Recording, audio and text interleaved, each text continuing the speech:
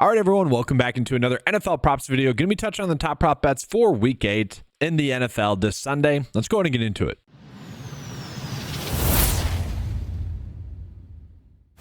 So real quickly, let's just recap kind of what's going on from the early bets from this week for the NFL. So Sam Darnold over 1.5 passing touchdowns. That was one of my favorite bets.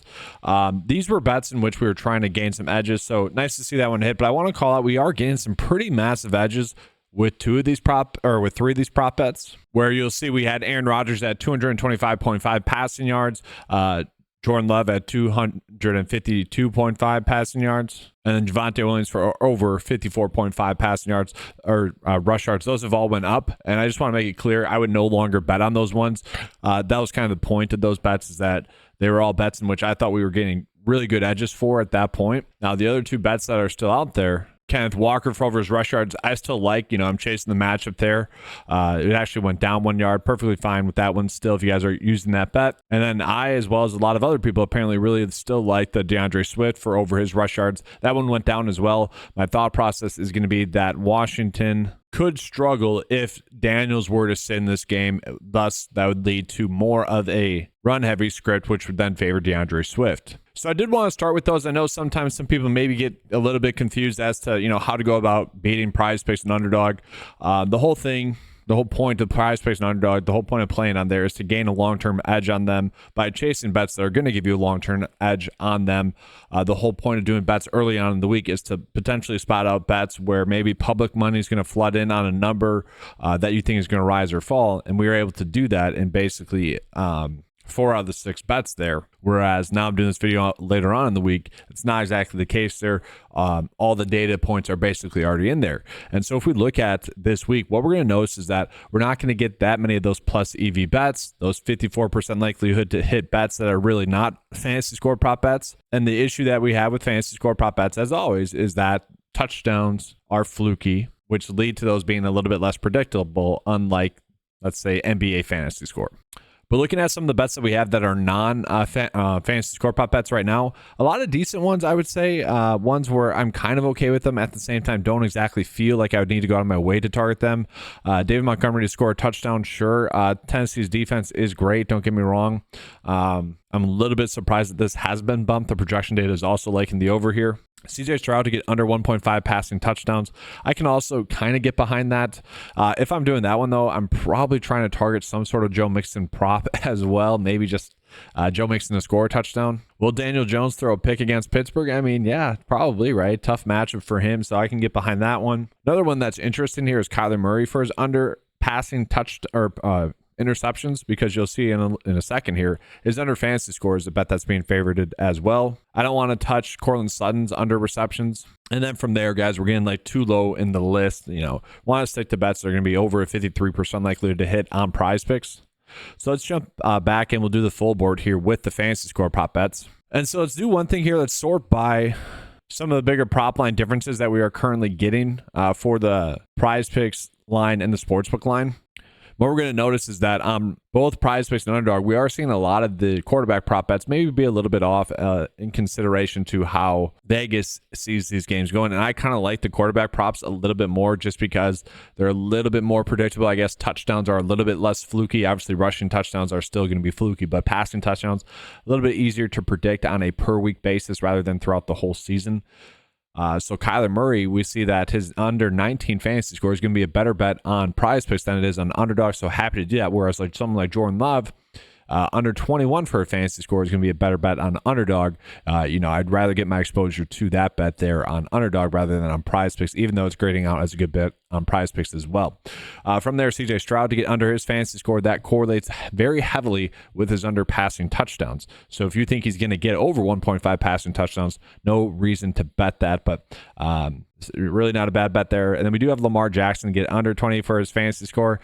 I don't know if I like that, guys, going against Cleveland. Lamar Jackson has just been playing so great. That's not going to be a bet that I'm going to be targeting. Let's now go ahead and sort this by the projected edge. And so we got Amari Cooper to get under his fantasy score on PrizePicks and Underdog. It's going to be a good bet. And I can kind of get behind this one. He's going to get more snaps in this game, though. We know that.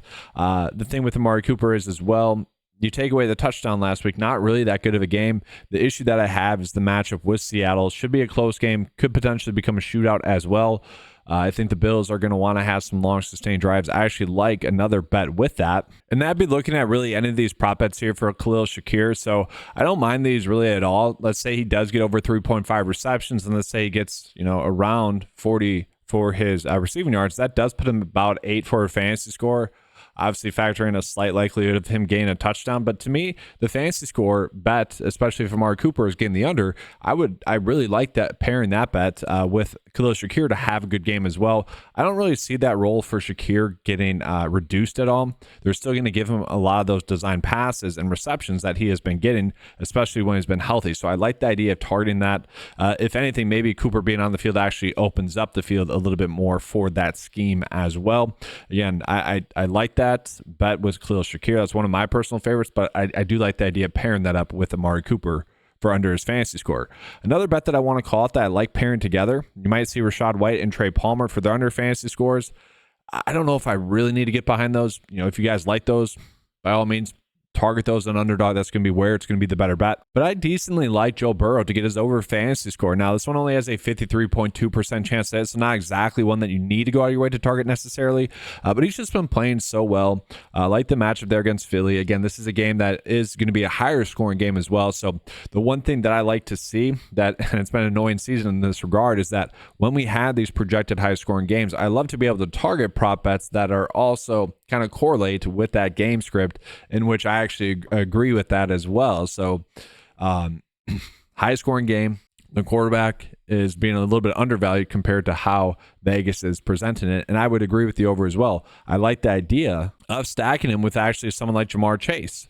We see compared to the average sportsbook line as well, a little bit off. And so that's a decent line there. If you guys want to go T. Higgins, you could as well. I would do one or the other. I wouldn't play both of them, but I like the idea of stacking them up with Chase. If you only do one correlated stack with the fantasy score, it's not going to reduce the payout too much. If you go a little bit too heavy on that, then it will. So don't go too crazy with stacking in that regard, but I like that. Obviously, that correlates pretty heavily. From there, DeAndre Swift to get his over fantasy score. Again, might as well just do the rush yards. A lot of people are betting on that. Hasn't really moved that much, so I'm fine with that one. But now we're starting to get a little bit too low, guys. Again, typically I want to go with lines that have a 54% likelihood or better to hit. Tyreek Hill's under fantasy score is certainly interesting here, just in the sense that maybe Miami does just try to rush the football a little bit, just given the fact that it's Tua's first game back. Will Tua be ready to go? I think everyone, and including myself, is expecting this Miami offense to really just get going right away again. And I kind of like that idea. At the same time, maybe the offense flows with Mostert in there. Now, he didn't get a lot of snaps last week, but he did have a lot of production. And I don't think that's a fluke. I think as long as he's healthy, he should still get a decent workload. And so I actually don't mind some of his overs. I did just pull up rush receive yards. I want to call that out because in comparison to his receive yards, this is actually a terrible line. So we would rather just do his rush yards if that's what we're going to be doing. Or if you think he does get a reception, I mean, this is a crazy one, but I'd much rather just do the over rush yards. And that would probably, given how I kind of see this game going, that could correlate with Kyler to get his under fantasy score. Not exactly one I'm excited to roll with, but we do have another stacking opportunity per Vegas to also do Michael Wilson for under his fantasy score. Now, guys, just real quickly, going to be getting into the underdog bets and also the best bets in general for traditional sportsbook. Just want to call it. Make sure to give a thumbs up to this video. That does help out the channel a lot. Leave a comment of your favorite prop bet as well. All right, now let's go ahead and get into the underdog bets. All right, guys, so getting into the underdog bets, we got Tyler Boyd for under his fantasy score as a heavy favorite for this bet to be a great bet. Going against Detroit, don't exactly love that, but we know that Tennessee, the only way they're going to be able to stay in games if they are able to establish the run, if they're able to get Tony Pollard going. You really don't want to ask Mason Rudolph to throw the football too much. Now, I know DeAndre Hopkins is going to be gone there, which should elevate Tyler Boyd slightly, but we have already seen DeAndre Hopkins just really not playing that dominant of a role. And so the fact that Underdog is valuing Tyler Boyd this high does scream at you to be a good bet. So I really don't mind that one. That's going to be one that I think we should be targeting. Christian Kirk to get under his fantasy score again, just kind of compared to how PrizePicks is valuing that. Really not a bad line. The average sportsbook line would be kind of closer to 7 as well. Again, guys, fantasy scores, the one risk associated with them is that even though their touchdowns are not likely, that could obviously easily change the over-under for a player to hit. It could be one reception, and that's the annoying part of fantasy score lines, where Vegas can be completely right about the situation in terms of predictable production, in terms of receptions, in terms of receiving yards. It's tough to account for that random touchdown variance week to week. So with that, Ray McCloud certainly falls within that mix. Now, with Tampa being as banged up as they are, you would expect Atlanta to be playing with the lead. Thus, hopefully Ray McCloud is not as involved in the offensive scheme. One big play could get there for him, but not terrible. And then we have Zach Ertz for his under fantasy score as a good one. Dalton Schultz for his fantasy score. That's going to be one I'm not touching. I just think with them being banged up still, that's not a bet that I personally want to be targeting. Then we're getting into some interesting quarterback lines. So we got Bo Nix for under his fantasy score on Underdog. We also have Justin Herbert for under his fantasy score on Underdog. These two prop line differences should not be occurring as well. And so these are two bets that I've already ran out middles on, where I'm betting the overs on PrizePicks and I'm betting the unders on Underdog. Again, hoping for that middle. Fantasy score lines should never really be off, especially when it's quarterback props where it's a direct one-for-one swap in terms of the calculation. Underdog has 0.5 PPR. PrizePicks has full point PPR.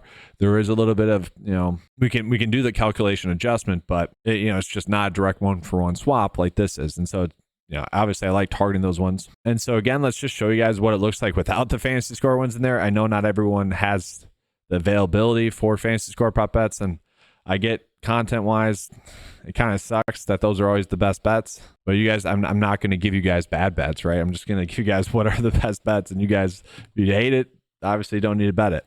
But let's see here. So right now in Underdog, we have some pretty good EV bets with the fantasy score bets off. So we got David Montgomery, again, to score a touchdown. Perfectly happy with that one. We got Trey Palmer for under 3.5 receptions. That's a good EV bet. Jared Goff to get under his pass and rush yards of 240. Going against Tennessee, I actually think that's a really good line. Wow. Tennessee's a great defense. We got Budda Baker under 2.5 assists. We got Jalen Johnson for over to get an assist. So, wow. 5 really good bets there. So let's start with the Underdog bet of the day here. Just going off with the EV bets that we had. So we got Trey Palmer for under 3.5 receptions. Again, that's going to be a good bet for his under fantasy score on PrizePicks as well. 2 good EV bets with tackles and assists here. Jared Goff for under his pass and rush yards. And then David Montgomery to score a touchdown. Now I will be running out this under fantasy score bet as well. This is something that I typically do each week. Just they're the top bets on the board. Want to run them out. Again, we have a good middling opportunity here with Bo Nix and Justin Herbert for their under fantasy score. If you guys think they're going to do better than that, do the opposite on PrizePicks. And real quickly, guys, I do need to share what was a bad beat from last week. Very annoying. Under fantasy scores, these were the top 8 I just bet. The top 8 from last week. So the only one that missed was Nick Chubb scoring a touchdown, and watching back the film, they really made a point of emphasis of trying to get him a touchdown as well.